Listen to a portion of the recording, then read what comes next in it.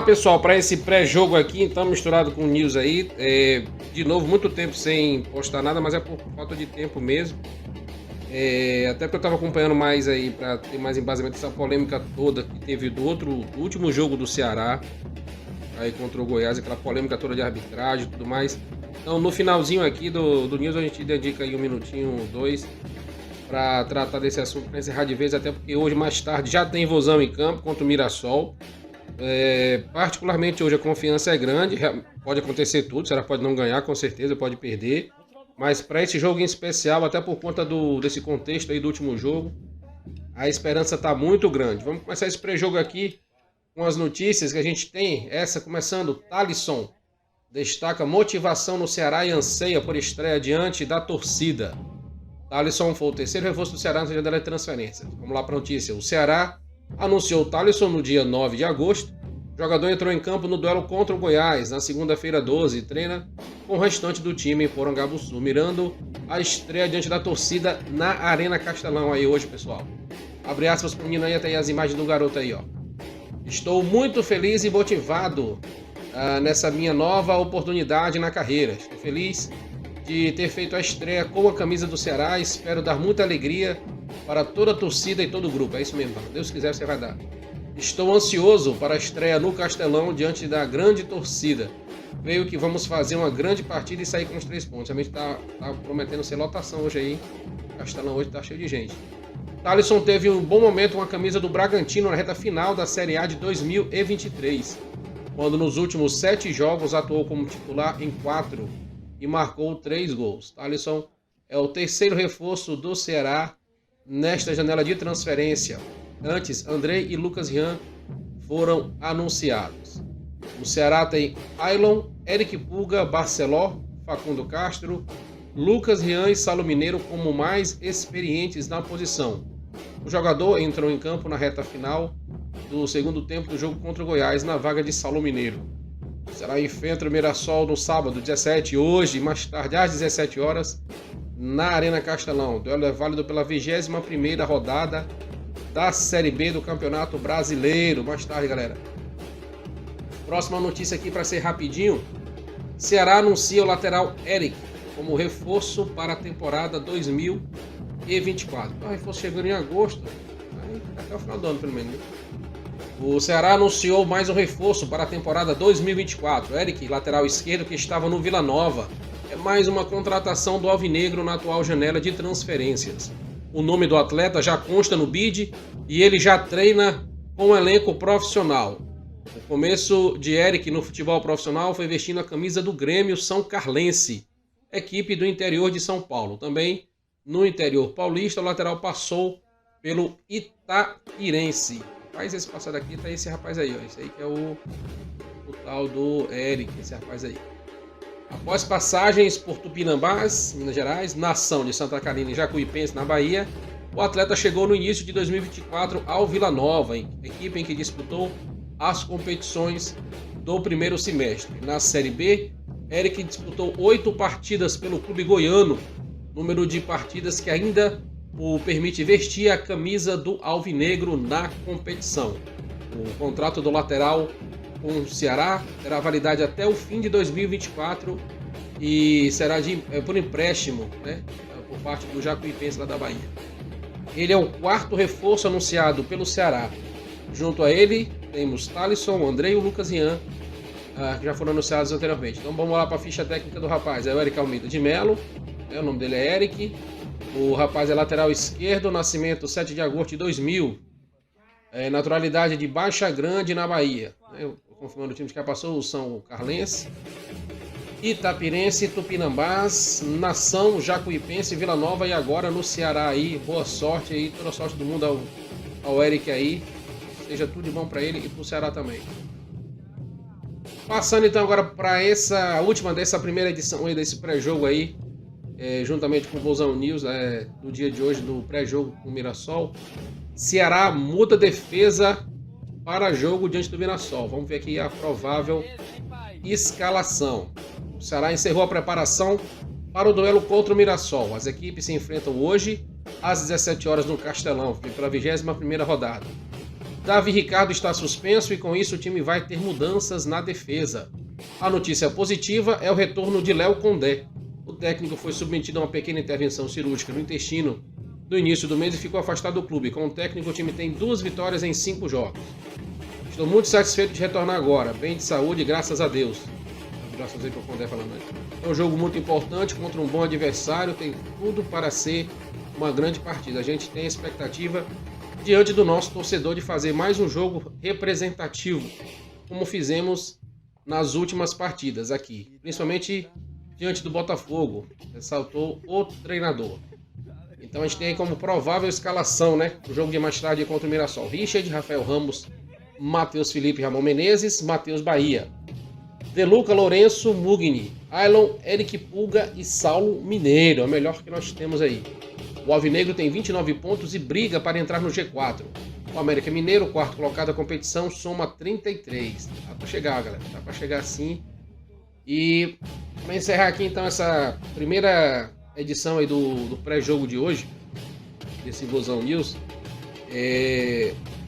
não lembro se eu coloquei muitos posts aí daqui do Instagram, comentários sobre a questão lá daquela polêmica da arbitragem que teve do último jogo aí, lá com o juiz, em relação aos lances lá dos pênaltis, né? Dos 2 pênaltis. Então, vamos lá, pessoal. Para quem torce Ceará há mais tempo, eu sempre falo isso, né? Para quem é modinha, chegou agora, não. Realmente a revolta é grande e não tem como ser diferente. Até pra gente que é torcedor assim há um pouquinho mais de tempo aí do que a média da torcida, revolta. Mas eu queria só lembrar vocês, o pessoal que tá torcendo o Ceará há menos tempo, até por questões de existência, né? Questões existenciais, ou seja, o cara nem era nascido ainda, o pessoal mais jovem aí. Pessoal, infelizmente isso não é de agora que acontece, né? Eu espero aí poder colocar aí ter um tempinho melhor para fazer um mini documentário aí em homenagem, né? Tá fazendo 30 anos esse ano, né, do vice-campeonato do Ceará na Copa do Brasil de 94. Quem pôde acompanhar, né, quem já torcia Ceará naquela época, viu que esse tipo de coisa não é de agora. Se bem que naquela época, 30 anos atrás, era outro contexto, né? A gente estava simplesmente tendo uma disputa, né, para quem representaria o Brasil na Libertadores, entre Grêmio, lá de Porto Alegre, e o Ceará. Então, chegou lá, todo mundo conhece essa história, né? A polêmica que foi gerada na época lá com o Godoy e tal, o pênalti no Sérgio Alves. Mas o meu ponto não é nem esse, né? Isso é mais para rememorar aquela grande conquista, aquela grande campanha que o Ceará teve, que entrou para a história aí do futebol, até do Nordeste, no caso. O meu ponto aqui, o que eu quero dizer, pessoal, é o seguinte, que infelizmente isso não vai acabar. Infelizmente não vai acabar. Quem acompanha futebol já há algum tempo e tal, na época em que o futebol era apenas, sei lá, o futebol tinha uma época que era só quem via ao vivo, né? Não tinha TV, depois apareceu o rádio, a gente sabe o que antecede tudo isso. Depois apareceu TV. Quem é mais antigo também aqui, né, tem mais idade, vai lembrar na época que apareceu um tal de Tirateima. O Tirateima nada mais era que um software, um programa de computador que uma, né, das emissoras que transmitia os jogos de futebol simplesmente apareceu com esse programa dizendo, né, basicamente o que mais ou menos o VAR faz hoje, mostrando lance polêmico, saída de bola, impedimento, esse tipo de coisa. Chega agora o VAR, né, que foi sancionado, né, lembrando que esse primeiro software, o Tirateima, era só de uma emissora, né, aqui do Brasil, mas já tinha um certo respaldo. Não sei por que até hoje, mas dava um respaldo para esse negócio. Só que o VAR, né, o Video Assistance Referee, né, assessor de vídeo de juiz, né, de arbitragem, né, que é essa que é a sigla do VAR aí no inglês, ele, sancionado pela FIFA, né, um programa, digamos assim, uma nova posição de arbitragem que a FIFA colocou aí, né, mais um cabide aí para mais 2 ou 3 árbitros aí, e a gente achando que ia acabar, né, achando que ia melhorar essa situação de falta, de pênalti, de lance de expulsão, de impedimento e tudo mais, né. No começo a gente viu que o Brasil demorou um pouco para se adaptar. Ainda hoje a gente, quem acompanha outros campeonatos pelo mundo, vê que no Brasil o árbitro demora muito para ter uma decisão. Lá fora, em outros campeonatos, Champions League, esses campeonatos lá da Europa, o pessoal tende a ser um pouquinho mais rápido. E aqui no Brasil ainda dá uma demora, dá aquele negócio todo, e acaba em vez de virar uma solução, acaba virando outro problema, né? O jogo, em termos de atraso, eu acredito que para quem está jogando, acaba esfriando o jogo, né? A questão do ritmo do jogo, dá uma quebrada no ritmo do jogo. Então, continuando o que eu queria dizer, pessoal, esse tipo de coisa sempre vai ter. Infelizmente, sempre vai ter. Né? Já teve coisa muito pior, vamos ser sinceros, muito pior, que não está nem naquela questão da interpretação. É claro que a gente, como torcedor, fica chateado, fica revoltado, dá vontade mesmo de sair esbravejando por aí, mas infelizmente, eu não estou querendo aqui promover que a gente se conforme, que deixe para lá, que seja isso mesmo. O clube tem condições aí de procurar por vias legais, né, via assessoria jurídica, via representação junto à CBF, aquela comissão de arbitragem, aí tomar as medidas cabíveis.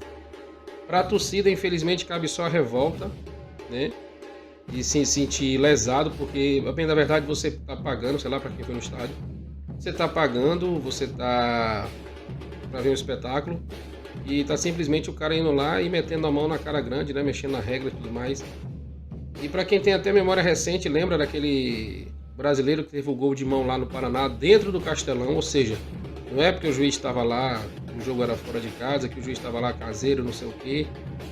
E tem essas coisas. A gente foi roubado dentro do Castelão lá com aquele gol de mão do Paraná. Todo mundo aí, acho que a maioria do pessoal lembra, que agora não faz tanto tempo, é recente. E tem mais coisas também, tem muito mais coisas, tem expulsão, a gente sabe disso. Infelizmente, pra gente, o futebol acaba entrando na cultura do futebol da gente, esse tipo de coisa, né? Essa polêmica com a arbitragem, o famoso roubo mesmo, o cara meter a mão grande, entendeu? Expulsão que não teve, o cara vai dando falta, infelizmente. O outro ponto que eu quero levantar pra gente, assim, primeiro foi esse, né? Não foi a primeira vez, não, infelizmente não vai ser a última. A gente tem a tendência a acreditar que é só com o Ceará que acontece, mas a gente sabe que não é, né? Mas é a vida que segue, né? Bola pra frente, isso aí que sirva principalmente pro time se fechar, pro jogador virar assim, cara, tô metendo a mão na gente, vamos pra cima, né?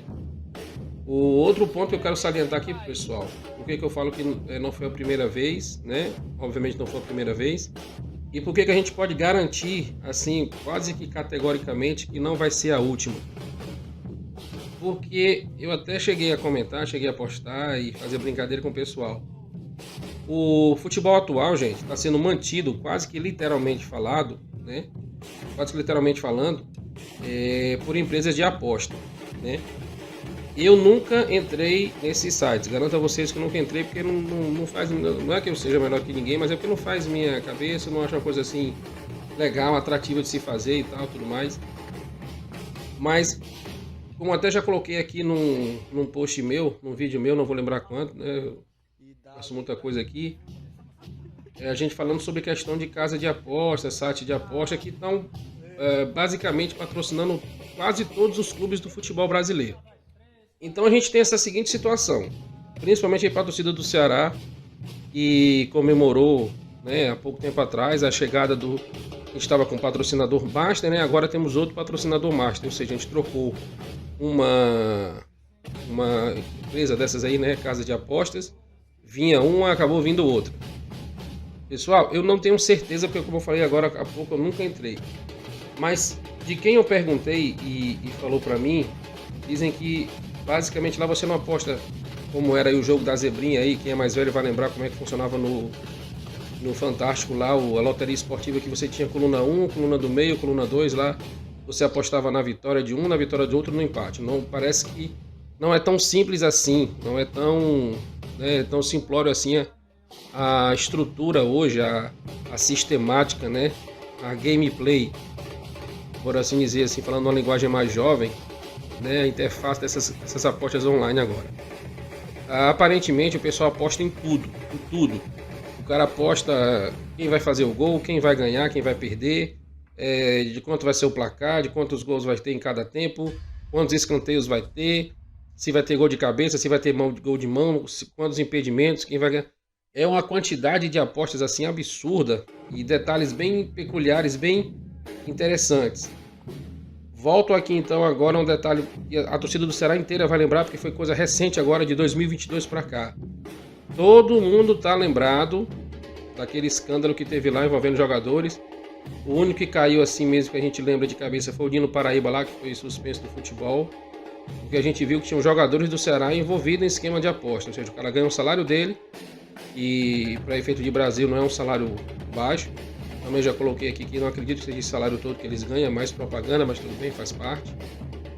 Então o cara ganhava o salário dele, ainda ia lá, estava apostando. E na época era por questão de cartão amarelo. Ou seja, o cara apostava que ia ter um amarelo e ele ia lá e fazia a falta para amarelo. Ou seja, manipulação direta do negócio.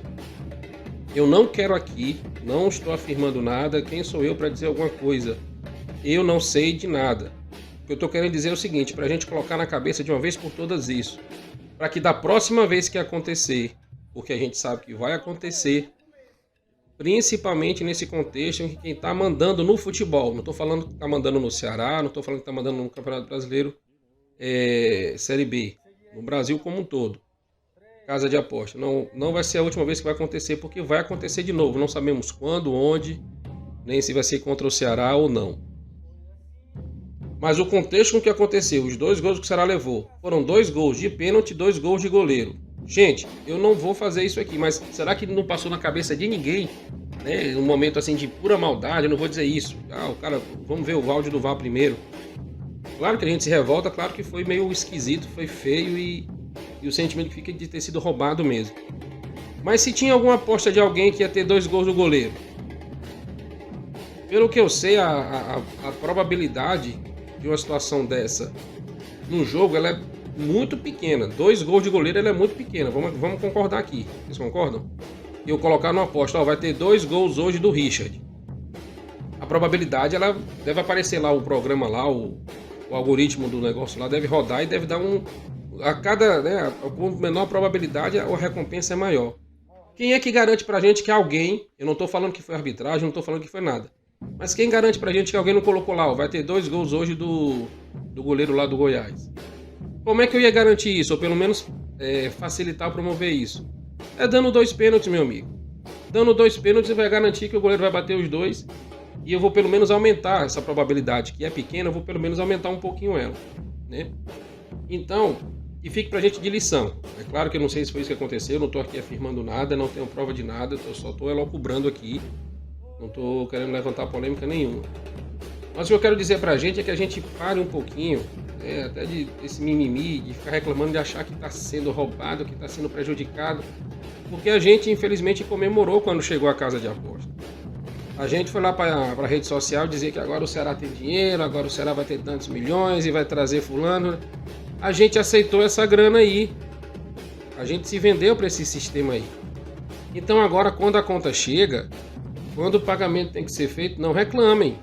Não vamos ficar agora chorando porque a gente lá atrás aceitou a grana do negócio, de um tipo de negócio, digamos assim, no modelo de negócio, que quando esse negócio cobra da gente a parcela do acordo lá, a gente vai ficar chateado. Infelizmente é isso. Principalmente a torcida do Ceará, que há 2 anos atrás estava chorando um rebaixamento para a Série B, né, como ocorreu em 2022, e logo depois aparece escândalo de jogadores do Ceará envolvidos com um esquema de aposta. Ou seja, a torcida do Ceará, mais do que talvez, não sei se, acho que toda a torcida se sente um pouco prejudicada, obviamente, por arbitragem, mas pelo menos a torcida do Ceará, a gente tem histórico recente de que isso foi feito contra a gente. Então, infelizmente, vai ser assim, uma questão de escolha. O Barcelona, eu lembro que que ele nem tinha patrocínio, ele patrocinava, colocava o nome da Unesco no uniforme, mas a nossa realidade não permite, a gente tem que ter patrocínio, faz parte, né? A torcida por si só, o presidente do time, a gente não tem essa, e é até perigoso também realmente ter um dono assim do time, talvez a gente não queira, não seja o melhor a ser feito, mas enquanto a gente se submeter a esse tipo de coisa, eu estava vendo o jogo, a gente fica revoltado do mesmo jeito que todo mundo, o sentimento de estar sendo roubado é o mesmo para todo mundo. Mas quando a gente respira um pouquinho mais fundo assim, para pensar e diz, realmente tem coisas no futebol que são muito estranhas, só acontecem no futebol. Eu acho que eu já comentei aqui uma vez que o americano não gosta do nosso futebol, né? Que para eles é o soccer. Por algumas coisas, né? E entre essas coisas, esse tipo de acontecimento, ou seja, esse tipo de dar condição para o cara fazer uma manipulação. que vai desde o básico, o cara fingir contusão para sair, para ganhar tempo, até o goleiro fazer cera com a mão. Esse tipo de coisa parece que, pelo que eu perguntei, né, eles não gostam, eles não admitem, acham que isso é antiesportivo. E agora a gente tem simplesmente essa questão aí de resultado que mexe diretamente aí com tabela, com pontuação, com favorito. E a gente vendo aqui, a bem da verdade, a situação,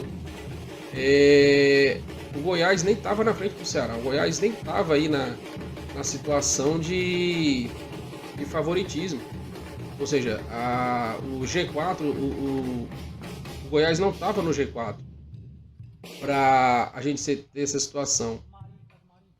Então, não é aquele negócio de simplesmente achar que vai ter arbitragem caseira, que lá vão roubar, que aqui não vão roubar. Tá aqui na minha página aqui, tem meme meu falando que o VAR ajudou o Ceará uma vez no jogo, não vou lembrar agora de cabeça qual foi, né? E acontece isso também. Então, infelizmente, aconteceu como foi contra o Goiás. O Goiás agora realmente tá na frente do Ceará, né, em relação ao fator de desempate lá. Eu acho que o saldo de gols do Goiás é melhor, tanto é que empurrou o Ceará para a 8ª colocação atual na tabela. Mas é do jogo, né? Ontem o Goiás empatou com a Ponte Preta. O Sport tá com 2 jogos, agora o Sport já perdeu, né? Tava com 2 jogos, do Sport já perdeu, ou seja, já dá pro Ceará chegar mais perto aí do Sport, do Macaé. Depende do Ceará. Mas o recado que eu vou deixar aqui nesse final de vídeo é que, pessoal, acontece isso, infelizmente. Não foi a primeira vez, não vai ser a última vez, infelizmente. A gente só espera que não aconteça em jogo decisivo, né? Jogo que, sei lá, vale rebaixamento, que vale acesso, né? Mas atrapalha. Mas o mais importante é que o Ceará tá aí, ó.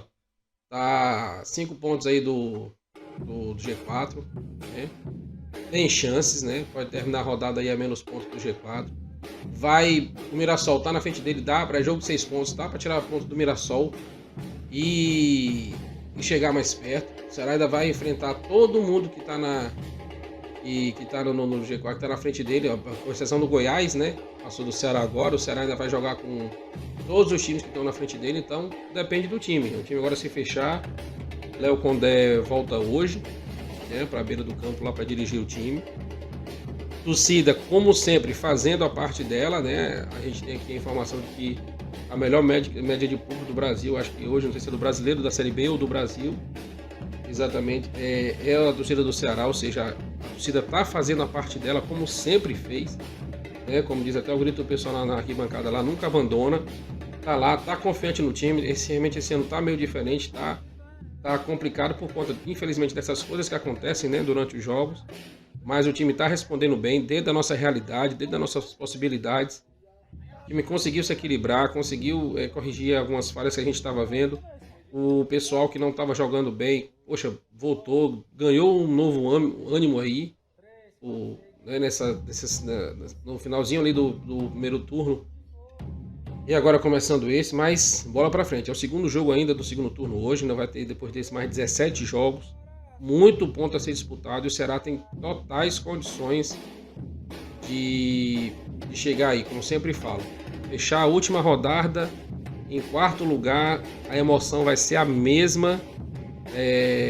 Vai ter valido a pena do mesmo jeito, entendeu? A torcida tem feito o papel dela, principalmente o time.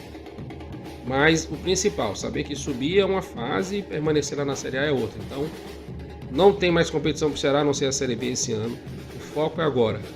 É começar a fazer esse mantra aí. Faltam 18, né? Visto que o de hoje ainda não aconteceu. Faltam 18, depois faltam 17, até o final, que nem dizia o Zagallo lá naquela Copa do Mundo lá. Então, faltam 18 com o de hoje. Então, partir para cima do Mirassol hoje. Começar um ascendente aí, entrar no G4 na hora certa, no momento certo, oportuno da competição, para quê? Para não ficar sofrendo aquela pressão, para quando der aquela oscilada e subir na hora boa e encerrar o ano no G4, que é o mais importante, quer subir para a Série A. Então por enquanto é isso, mais para pertinho do jogo aí, a gente volta para fazer um esquenta aí, um pré-jogo bem mais animado aí dos moldes que a gente gosta. Valeu!